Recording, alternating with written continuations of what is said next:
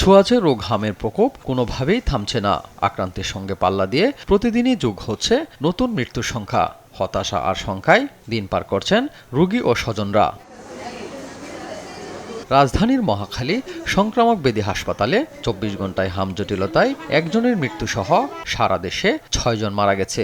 ১৫ March থেকে এই পর্যন্ত সারা দেশে মারা গেছে ৩১৭ জন। চিকিৎসাধীন হাম ও হাম উপসর্গ নিয়ে মুমূর্ষু রোগীদের এমন মৃত্যু আক্রান্তের সঙ্গে সামঞ্জস্য নয় বলে জানালেন স্বাস্থ্য অধিদপ্তরের অতিরিক্ত মহাপরিচালক। একটা সাবমিশন ইফেক্ট একদিনে হয়েছে। তো আমার এই কথাটার পক্ষে আমি যে প্রমাণটা পেতে গেলে আমাদের একটা দুইটা দিন আমাদের অপেক্ষা করতে হবে।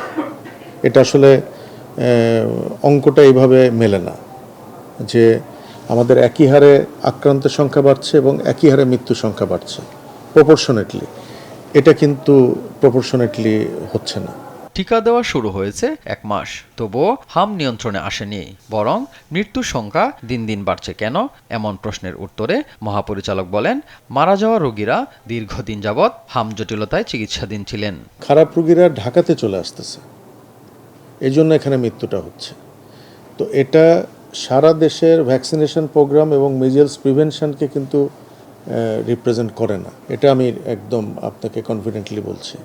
যদি এরকম হতো তাহলে আমাদের সংক্রমণের হার এবং মৃত্যুর হার এটা প্রপোর্শনেট থাকতো। এমন ভয়াবহতায় হামের নতুন ভেরিয়েন্ট দেখা দিয়েছে কিনা তা খতিয়ে দেখা হবে বলেও জানান তিনি। এই হিমেল, দেশ টিভি, ঢাকা।